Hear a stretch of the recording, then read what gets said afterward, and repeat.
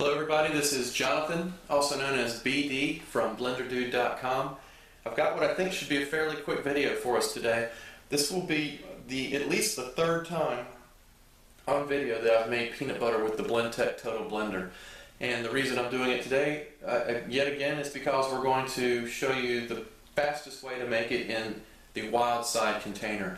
If you're familiar with my other videos making peanut butter with this machine, you'll recall the first one. The first time I made it was in a 5-part comparison video series comparing the Total Blender with the Vitamix 5200. And at that time, the 4-side container was the only container that Blendtec made available. Subsequent to that video, Blendtec came out with their twister jar, and that dramatically cut down on the amount of time it took to make peanut butter with that container.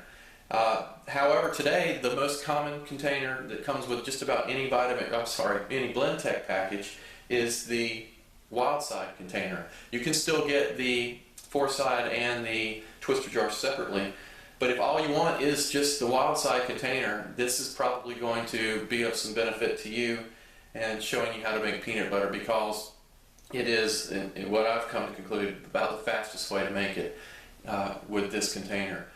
Now, before I get too much further, I want to credit a BlenderDude.com viewer for being the inspiration behind this video. Joseph Long wrote me one day with his methodology for creating peanut butter in the WildSide container. And though this video will not replicate his method identically, it was the inspiration behind the making of the video. In all my trials and experimenting with the 4-side container, with blend cycles and various feeds, I was always using 2 cups of peanuts.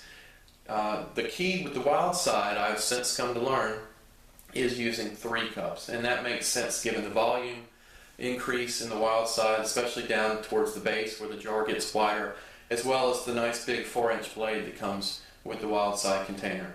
So if you're going to make peanut butter in the WildSide container, I recommend using at least 3 cups instead of 2 or fewer, like you'll see in all my previous videos.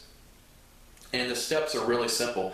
We're going to load the peanuts. We're not going to add any extra oil or salt like some recipes call for. And then from that point, it can be as simple as 2 quick steps from there. So let's get to it real quickly. We're just going to load our container with 3 cups, and the WildSide container is measured on the side in cups, so you don't have to guess.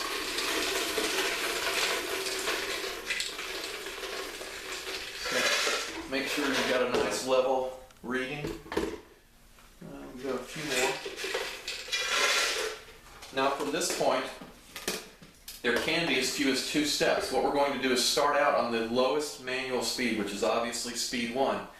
You've got manual controls on the Blendtec as well as your blend cycles. We're going to bypass the blend cycles. Even though we've got a cycle for spreads, we're going to bypass that one. We're going to go to speed 1, and we're just going to let the cycle complete. Now, when I say let the cycle complete, I mean as long as you see that the nuts are actively being churned in the blade, you want to let the cycle just run to its completion. If at any point during the cycle, however, you see that the nuts have stopped reaching the blade, in other words, the blade has created a path such that no nuts are actually touching the blade as it spins, which is common for thick recipes and frozen recipes, then you can manually stop the machine, take your spatula, and just kind of redirect those nuts back into the center of the blade, or the center of the container, at which point you'll want to start the cycle over again. But hopefully we won't have to do that, but if we do, that'll be the reason why. So let's go ahead and start the machine. Again, it's going to be manual speed 1, and we will let that run for the full 50 seconds, if possible.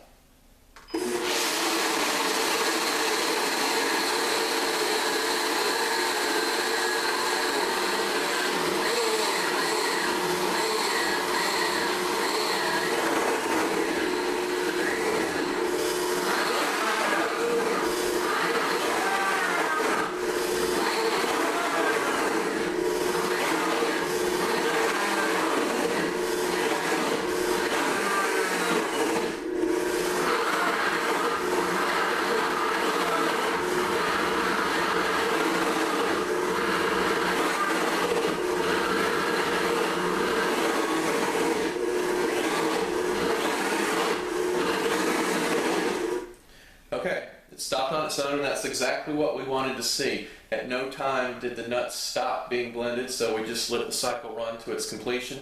At this point, what you want to do is take a spatula and quickly just kind of redirect the nut butter back in towards the center of the container. And this is just going to take a matter of seconds.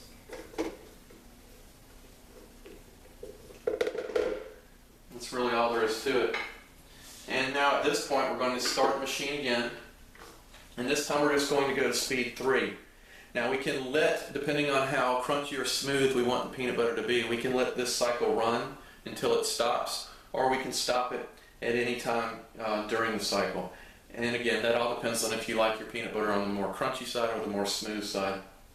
I'm kind of somewhere in between. I like a little bit of texture in mine. But we'll just gauge it. We'll play it by ear or a sight and stop it whenever we feel like it's right for us. Again, go to speed 3 now on the manual controls.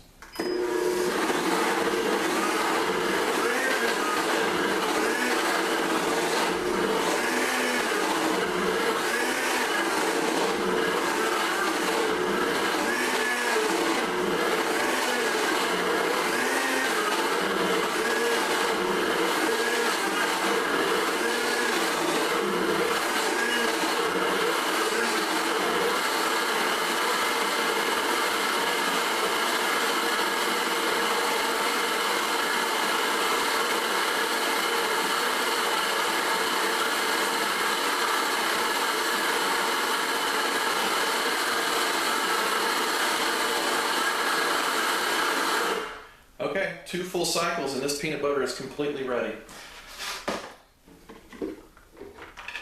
Nice and smooth. Let me show you in fact how smooth it is. You'll see it. You should be able to see it actually pour out of the container. That's how smooth it is. Spread it on this piece of bread a little bit.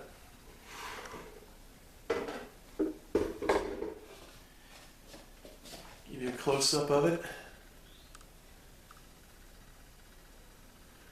And there you have it. Fresh peanut butter made in the Blendtec Total Blender with the WildSide container using nothing but peanuts. Again, a big thanks to Joseph Long.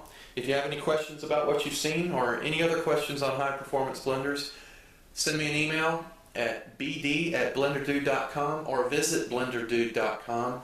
And at any part of the website you will find a comment section where you can ask your questions or post your comments there. Until the next video, this is Jonathan. Have a great day.